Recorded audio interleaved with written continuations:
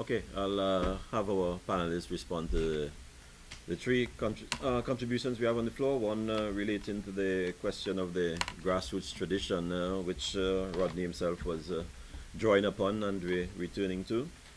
Other an independent question of the meaning of an independent Marxist and the question of the role of violence. And finally, relating to the question of, that's more specifically directed to Zeni on Pan-Africanism and women. Anyone wants to have a bite to any of these? I can bite the first and part of the second. Yeah. Part of what I didn't talk about, of course, was the production of knowledge not by Africans who dominated the field, but inside Africa, America, and on continental Africa.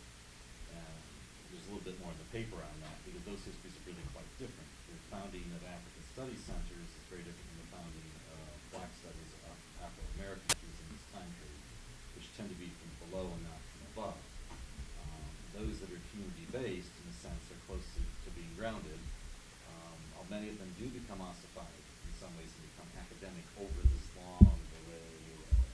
And of course, those that don't are often under attack. And need to say there's one not very far from here that has seen that process go on more recently at Cornell. So there are these really different histories. Continental Africa would be very different as well. You have to talk about the construction in response to the book in continental Africa and the Caribbean and Black communities. It's very different than what I was discussing in terms of who really holds and wields power. So there's separate histories here. Both separate responses, to this and the other texts. Although I would note, I can't find a single review in any of the major small Black journals of the day. I haven't quite made a look at all of them. But the Negro History Bulletin, Black World, seem not have noticed at least the first edition of the book either. So there's, versus the reception in the Caribbean, there seem to be some curious absences, which I think probably need some more. Pardon? Well, that's the next step. It is reviewed in some of the African journals, but we don't have them all in the library here, and I haven't had time to show them. Well, that's what if you look at Mawazo, the first major review. For example, there's not a review in recent class, which is a bit surprising. Magabani did the first major review of that book. Where? Mawazo. In Mawazo? Yeah. I'm from Uganda, yeah. No, so you have this is what I'm saying, there are these separate histories, that I think we really would have to look at. Well, let's just for footnote, look at the publisher too, though. You do, it's East African Publishing Company. So even after 74 when it comes out in the send Howard out. edition. So the Howard edition, you're going to distribute the book differently to different publications. So Even after 74, you don't see very many reviews, and certainly none of the major underdevelopment theorists ever review the book until after Rodney has passed. Wallerstein's review comes out in 1986, for example. 86, I think it is. 86, right? So there is this the continuing pattern, I think, even after the Howard edition.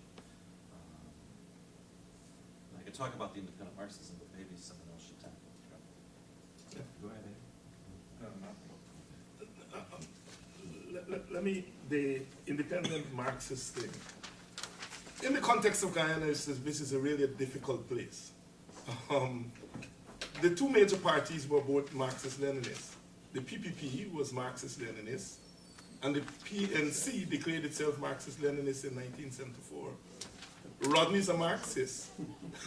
He comes in here, and he has to explain why is he calling for a new political order to replace these two Marxists. Here am I a Marxist, here I am a Marxist, really opposing a Marxist government, and in a sense saying the opposition party, the People's Progressive Party, is itself part of the problem. Right? And the way Rodney goes about doing that is that he says here, the problem in Guyana is a nationalist problem. And what we need in Guyana is the broadest possible front, the broadest possible alliance to bring this country to some degree of normalcy. So Rodney engages the so-called right of center parties to become part of the National Alliance. He works with the so-called bourgeois organizations. He works with the Caribbean Council of Churches. Any organization that wanted to see the country democratized, Rodney was prepared to work with them at the level of a national alliance. And he made it very, very clear that he was a Marxist, but that he wasn't going to be confined by Marxist dogma. That he was a black nationalist, but he wasn't going to be confined by black nationalist dogma. And so it is in Rodney's practice that he goes about teasing out the whole notion of independence. So I want to leave that with you. On the question of violence, let me quote Rodney here. It is not that we are afraid of the concept of violence, because ultimately we would not let them bully us into thinking that violence is not the necessary political step under certain circumstances. In the long run, the people must free themselves by any means necessary, and they will receive recruits from the people at that point at which violence is the only alternative. Then violence becomes the supreme political weapon. Here is what is important with this. Often in these societies, political leaders were afraid to talk about violence even when they're engaged in violence, all right? And Rodney's engaging, he's saying this in public. This is not in some little meeting in some back room. This is on the public platform that he's saying this. We now know that the WPA was engaged in the accumulation, some level of accumulation of arms for self-defense, all right? Now your question is... Not for armed struggle, for self-defense? They say self-defense, the major leaders say self-defense, all right? I'm just quoting them. I would not like to carry tales out of school and quoting Rupert Rupnarine, who is one of the major leaders and was one of the major leaders. Why the hush-hush decades after the fact? I don't quite follow that. There being oppressed by the agencies of the state. The hush-hush after the fact has to do with the fact that there is no inquiry as yet You better into the hush-hush. circumstances of what Because is you talk everything. Right. You wanted to stay in Arizona, be careful. Whether Rodney would have gotten to that stage, we can't know. But what we do know is that after Rodney's murder and the demise of the Grenadian Revolution 3 years later, armed insurrection came off the agenda in the Caribbean. Good point. Can I add something? Go ahead, Wazim. I just wanted to add something on the question of independent Marxism. Because, I mean, this whole notion of Walter being an independent Marxist is arising in the context of the way in the damage that vanguardism has done in the socialist countries and in the socialist parties. And basically what he wants to do, and this comes out in the practice, in the formation and the way the Working People's Alliance carried itself, on how do we deal with this class situation that has developed in the socialist countries, where we have leaders who have developed as a class as overlords over the working people. And so the whole notion, so while he was supportive of the socialist countries, he was also concerned with this problem that exists in the way they were pretending to be Marxists, while in practice they were creating a new class society. Just add something to that too. Marxism originally grew up. Sorry. I know you have seniority, but Yeah, What kind of seniority? yeah, but It's on this issue. yeah, but on the question on the issue of violence and the question that was raised about whether it's hush hush, I mean there is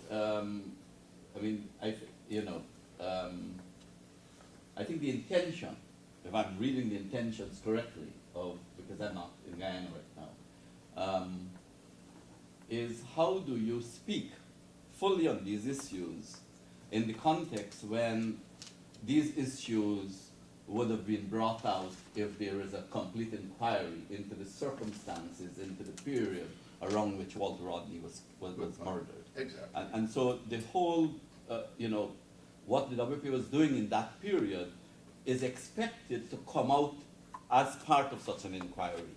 And so, yes, there is much more to be said on those questions. Good point.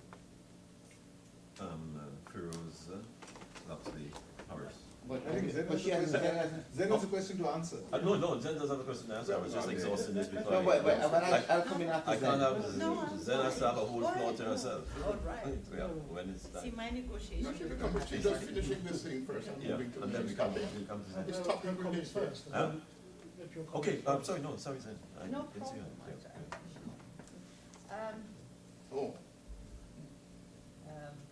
Thank you for the question. If I understood it right, the first one has to do with what are women doing themselves.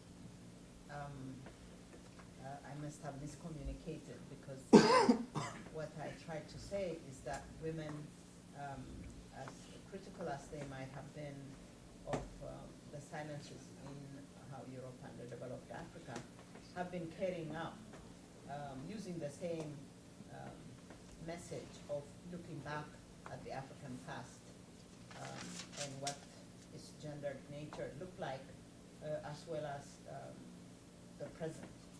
So there is a lot of research that has been going on that has documented the changes, the gender relations that existed in pre-colonial Africa, the extent to which they have and would have contributed to Africa's autonomous development, but were arrested. I understood that. Yeah. But you said So- Pan-Africanism too. You said Pan-Africanism, not only African history. Yeah. So there is that work, and there is also very limited amount of Pan-African exchanges between Caribbean, Afro-American women and African women. But in the 70s and 80s, that was much more vibrant. There was a lot of more exchanges. Scholars from the Caribbean, in keeping with the culture of Walter, going to teach in different African institutions, and comparing the reality of the Atlantic world to the continent of Africa and so forth. But to my knowledge, in the last, in the past decade, for example, this kind of communication is very limited and has not going on. And so the challenge I was trying to put to the table was that it should not be limited to just female researchers. I still insist that this work should be taken up by anyone and everyone who claims to be Pan-Africanist. That the absence of such an engagement has impoverished the knowledge of Pan-Africanism. But can I please add to the issue of independent Marxism? My reading, without contesting what was already said about vanguardism and so forth, has to do with Walter and Walter-like socialists recognizing that there was embedded racism within Marxist traditions and Marxist parties, and not wanting to endorse that might have been one of the responses of being an independent Marxist. That can also take a distance and question some of the racism that is embedded in particularly European Marxist parties at the time when he was a student and interacted, lived and passed through Europe. It was becoming evident for the generation before him that had tried to work with communist parties and experiencing racist interaction. So if my reading is correct, part of why he chose to remain a Marxist, but his own definition of an independent Marxist, has to do with his notion of race, which in Marxist traditions is often undermined or not given prominent place, then or now. Discussing. I mean, it's been extraordinarily rich, but also quite diverse reflections here. So I have a number of comments. I'll try and summarize the points. But perhaps starting on the last issue. I think one of the striking things that Rodney did in relation to his analysis of Africa was not only the reassertion of the pre-slavery history, but what he began, and I think it was only a beginning, was an attempt to understand and to analyze the way in which capitalism in the periphery develops. He was not simply talking about colonialism. He was looking at the structures of capitalism and how they develop within the peripheries, and in Africa in particular. And I think that one of the weaknesses that you highlighted in relation to the limits of analysis of the impact and role of women is not only in relation to pre-capitalist social formations or indeed the colonial experience, but more specifically, and I think this is a critique of the left even today, I would suggest, and that is a failure to understand the nature of the oppression, exploitation of women in today's capitalist societies, and specifically within the peripheries. Because what you see there is that the super exploitation, which actually Rodney does talk about a great deal, is premised on the forceful reduction in the social cost of reproduction of labor. And the way in which that is done is almost entirely putting the burden of that on women, and specifically those in the rural areas. And I think that is something that really needs to be unpacked and analyzed in much more detail. And I think it's something that's a challenge for feminists of any gender. I think that's something that needs to be done. You raised the question about this whole thing about black nationalism and its resurgence again in Guyana. And I wonder about people's perceptions. I mean, certainly during the Black Power movement, there was an enormous debate and discussions about what is it to me black? Is this a biological skin color issue, or is it a political definition in relation to imperialism and the domestic version of imperialism is racism? They're the same coin, yes. To me, that we need to. I mean, Biko went on about this as well. Talked about, it's a political color, not simply an ethnic. I hate this word. Yeah? Because I think Rodney's contribution was precisely what was so powerful in Guyana. My reading of it, as an outsider, was that he understood that very intimately, and he saw this as a political color, as it were, and so was looking for unity to bring that cooperation, because he understood it as an anti-imperialist agenda, an anti-racist agenda as well. Why has Pan-Africanism developed and not Pan-Asianism? And I think it's a provocative question that you raised, but I think we have to go back to the material circumstances.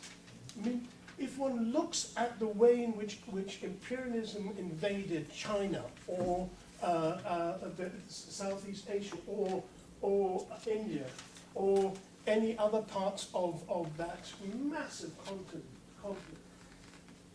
they used different techniques, because they were faced by different social formations, different challenges. Some was incorporation, some, and therefore there was very little, apart from the anti-imperialist movements, there was very little to unite Pan-Asianism.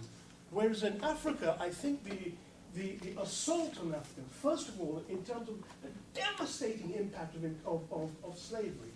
You take 20 million people out, the most healthy, strong, etc., out of any society, and you really devastate. I mean, the repercussions of that are enormous.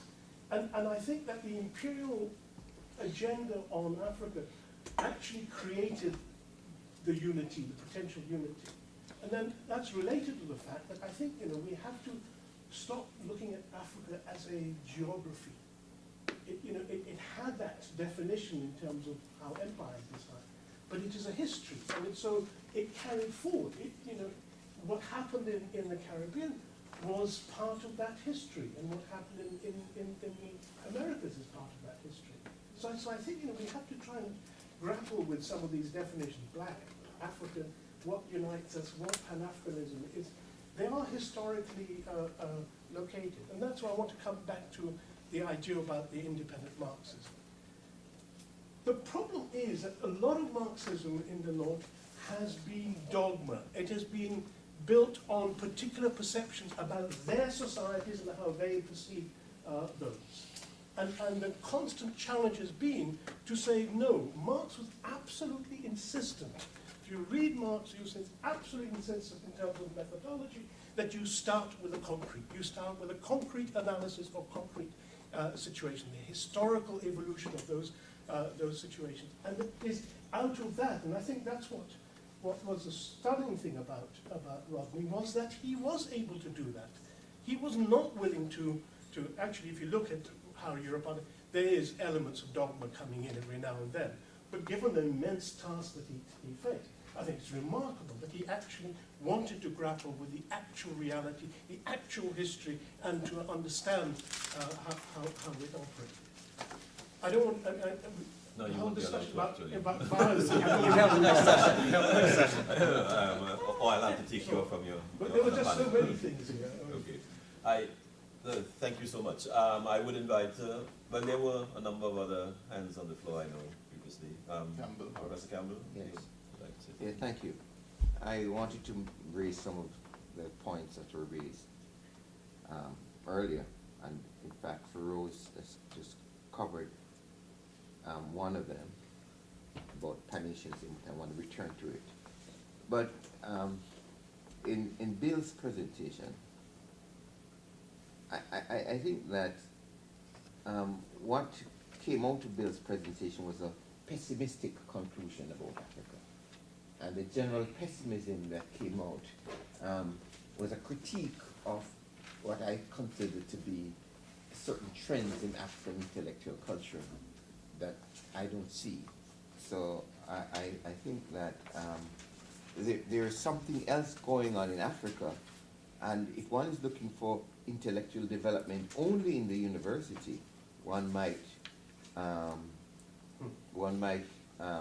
be looking in the right place. And secondly, one has to see the way in which this book and this text served its purpose, because coming out of Dar es Salaam, and where the book was part of the struggles within the direction of where African economies were going to go. In 1989, the World Bank said that this book diverted Africans have been led astray by this book. And so the work of the World Bank and international agencies against this book has to be put in context, not just the Africanists. One has to put in context the immense resources that are still deployed to get young people. And yet the book has done its work. You know, 1 million copies of this book has been produced in Nigeria, not by academics. It's been produced on the streets, and it's doing its work. And so I think, Bill, what came through in your presentation was a bit of pessimism, and I think that Rodney's view about African possibilities came out in a different way in the book itself. On the question of the debates about antiquity and the rise of feudalism, I think David Johnson and others have referred to this, that prior to writing How Europe Underdeveloped Africa, the history of the Upper Guinea Coast was an attempt to reconstruct African societies long before colonialism and slavery had an impact. And therefore, Rodney was seeking to excavate what were the conditions under which Africans lived, the social relations, the class relations, and the political structures. Now, this is very important. It's very important because Rodney, as a historian, had a sense that this European interregnum was going to pass. And because he had a sense, I remember in 1972 when there was this debate about Soviet social imperialism and and whether people should be with the Soviet Union or with Mao Zedong. And Rodney said, well, you know, you will never be able to completely cover Chinese history or Russian history. There's so much work you have to do on African history. Let's try and concentrate and do some work on that you can have a sense of what is possible in terms of transformation in the future. So I would want to see how Europe Underdeveloped Africa, not simply within the context of when he was writing and the nature of the societies at that time, but in terms of Rodney's understanding of what was possible based on his understanding of the past. Which brings me to the question of Pan-Asianism and Pan-Africanism. And I'm glad Feroz brought this out, because I was exposed a little bit to this debate about Pan-Asianism and the role of Sun Yat-sen. And the point that we need to add to this is the extent to which European intellectual institutions seek to influence this debate about Pan-Asianism, even up to now, and to excavate certain forms of nationalism in order to foment wars and division within Asia. And I think the strength of the Pan-African movement is that the Pan-African movement was always driven from below. And that is something drove the Pan-African movement. That was the dignity of the African person because of enslavement. Now, you made a very wonderful point about the impact it had on the unity of Africa. And I think imperialism is afraid of Pan-Africanism precisely because of that. So I think we need to look some more about the intellectual currents even now, especially in Japan, India, and that relation with China. Okay, Professor Campbell. I have two more points. No, oh no, you don't have to. Yes, No. Here's what's happening. We will have another session. We'll be able to spill over, but you know. Could I finish my? No. Here's why you can't finish, because one of the things I take quite seriously is food. Not intellectual food. No, what happens? No. Very quickly. No, here's what. No. What I'm saying, they will have to. I have two quick points. No, they will have to have a response. We have to stop at 12:15. We have to do so. So you can quickly make your point and do so. And we'll have a quick opportunity. Like Feroz, you also have a panel this evening. So I have 75 minutes for lunch, so we can talk about this at lunch too. Yeah, we can do. But no, I'll give you not your 2 points, but I'll allow you to round up for a minute. Oh, okay. Yeah. Okay.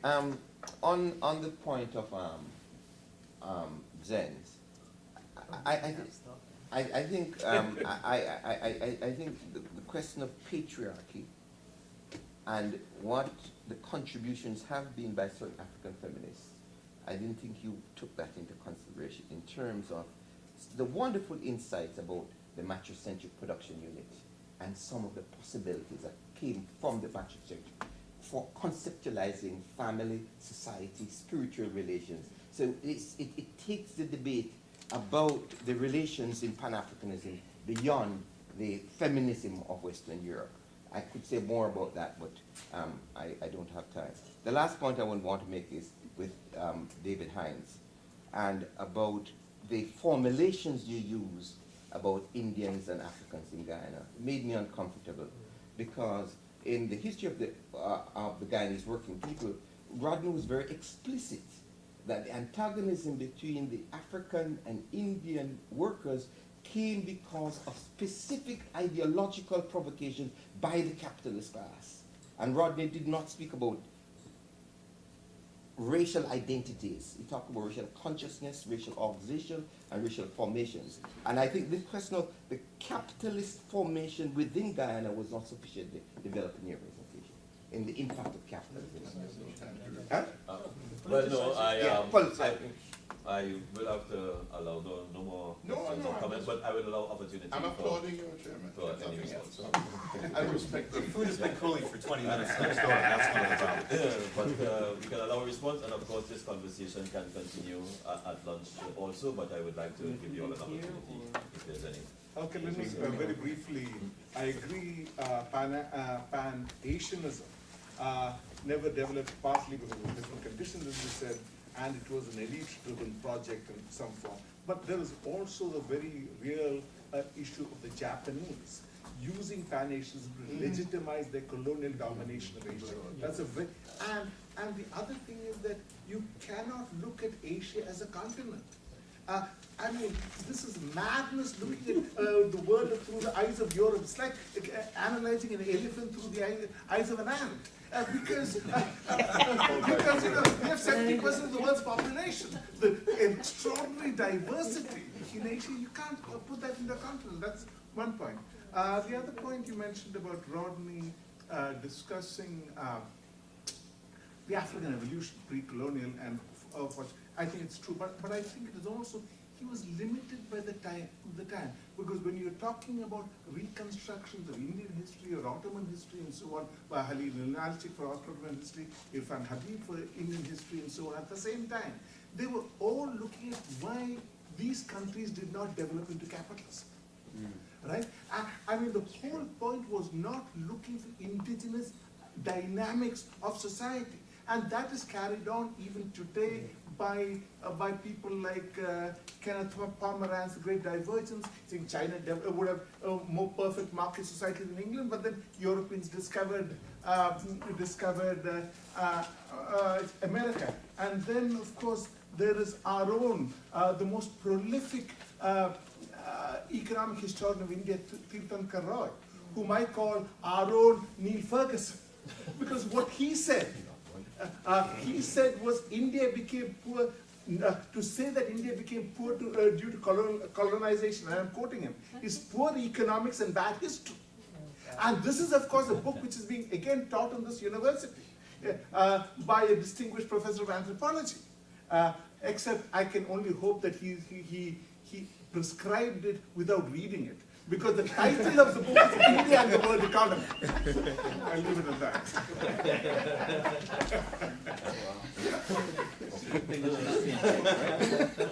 I'd like to go to lunch, but I'll be very brief. Yeah, I think I am more pessimistic than you on some things, Horace, and more optimistic on others. I quoted Ibrahim Abdullah and then said I thought it was too bleak and pessimistic an assessment.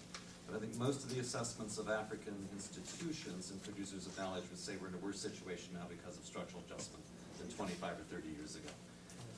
Where I'm more optimistic, or one might have grounds for optimism, is I started by saying that Rodney's book takes place in the context of a global wave of black movements. And if you can see that wave in the present, then you might have grounds to be more optimistic that the production knowledge will not be overtaken by the World Bank and by the NGOs and the others who will sort of usurp the place of independent institutions.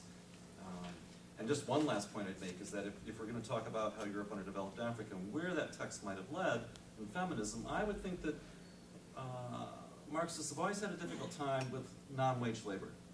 C.L.R. James, a generation before this book, says the proletarian is the slave.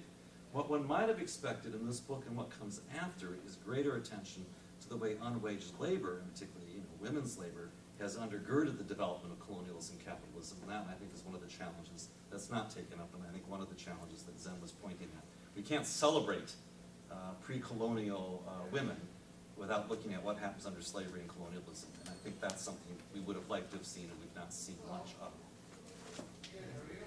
Or as I take your point about the capitalist role in development of race and ethnicity. But here is Rodney in his own words, and I quote, "What we must try and understand, and this is a point I'm always trying to make very clearly, is that there is no contradiction between saying that at this particular point in time, a man needs to assert his given identity so that at another point he won't have to assert it. And I think that within our community of Guyana, different ethnic groups need to assert their identity, need to put themselves together, to pull themselves together, and when they have, and when they can operate on the basis of mutual respect, which they are not doing now, then I think that the way will be clear for building a new society, a society of a mixed unity." And this is an interview that he did in 1970. And Zen has ceded that she would wait until later if she has anything else to say. Okay. So I want to thank the panelists again. As you see, we have